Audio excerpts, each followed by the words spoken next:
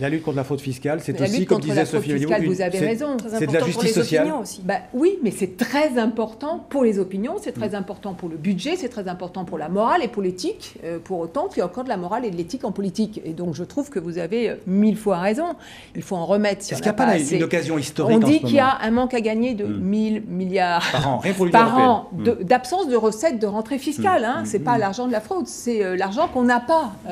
Bon, bah écoutez, je crois à peu près 60 milliards pour la France. 60 à 80 milliards. Oui, bah c'est ça, c'est une estimation. Il y a eu un électrochoc. Mais je trouve ça nul, je vais vous dire. Je l'ai dit d'ailleurs qu'au dernier Conseil européen, et je l'ai dit au Parlement européen, parce que je suis intervenue sur cette question. Je trouve ça nul qu'il n'ait pas pris la décision de faire les choses. Je trouve ça nul qu'il n'y ait pas l'échange, l'automaticité d'informations. Mais vous savez bien qu'il y a la résistance des Luxembourgeois, mais écoutez, alors pointons-les du doigt. Et puis si, franchement, François Hollande ou Angela Merkel et d'autres, Enrico Letta, notre ami italien, avaient été plus allants, qui prennent les opinions publiques à témoin. Et vous allez voir que s'ils prennent les opinions publiques à témoin, moi, je donne quelques heures au Luxembourg et l'Autriche pour rallier une position qui soit une position offensive. Il n'y a pas que le Luxembourg et l'Autriche. Il y a un énorme problème, c'est la Grande-Bretagne. Qu'est-ce qu'on fait avec la Grande-Bretagne ? Puisque David Cameron refuse de policer la City. Et la City, aujourd'hui, c'est un des principaux lieux financiers en Europe qui... Il ne faut pas qu'on mélange tout, si vous voulez bien. On reste sur la fraude fiscale une seconde. Après, il y a une deuxième question qu'il faut qu'on soulève, c'est celle de l'optimisation fiscale. Et donc, qu'il faut aussi qu'on traite. Voilà, qui est légale, avec des gens payés pour optimiser, c'est souvent difficile de différencier les deux. Sur la fraude fiscale, il faut avancer.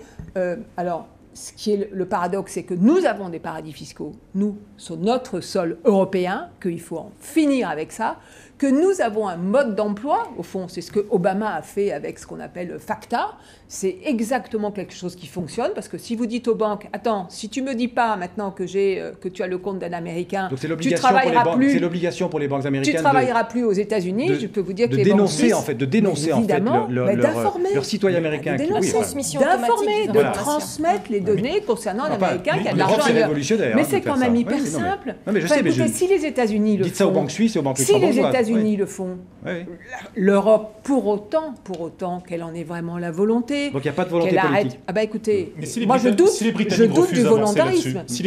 Pardon, sur l'affaire de la fraude fiscale, c'est pas les Britanniques qui bloquent. Honnêtement non, c'est le Luxembourg et c'est l'Autriche. Et puis c'est quelques paradis fiscaux, on va dire, allez, de Monaco à Jersey, à Guernesey. C'est pas les seuls. On a Monaco, on a Andorre. Alors balayons aussi nous, France. Dont on parle très peu en fait. Tout le monde se planque là-dessus. Donc là aussi, il y a beaucoup d'hypocrisie, on va dire. Donc il faut évidemment avancer. Mais quand je dis avancer, il faut agir, il faut arrêter les pétitions de principe. Bon, vous vous souvenez d'ailleurs que Sarkozy nous a dit il y a 4 ans que les paradis fiscaux, c'était fini. Donc on est habitué au fond, mais maintenant ras-le-bol, quoi. Il faut vraiment le faire. Deuxièmement, il y a ce qu'on appelle l'optimisation fiscale. Et là aussi, il faut y mettre fin. C'est pas normal qu'il y ait un certain nombre de grands groupes mondiaux, internationaux, par hasard, Google, Apple, qui ne payent pas d'impôts dans les pays européens dans lesquels ils font des bénéfices. Ceci ne peut pas durer. Et donc, il faut, moi je dis depuis longtemps qu'il faut une harmonisation de l'impôt sur les sociétés et que l'impôt sur les sociétés non seulement soit harmonisé dans toute l'Europe, mais soit aussi la base du budget futur européen. Vous savez bien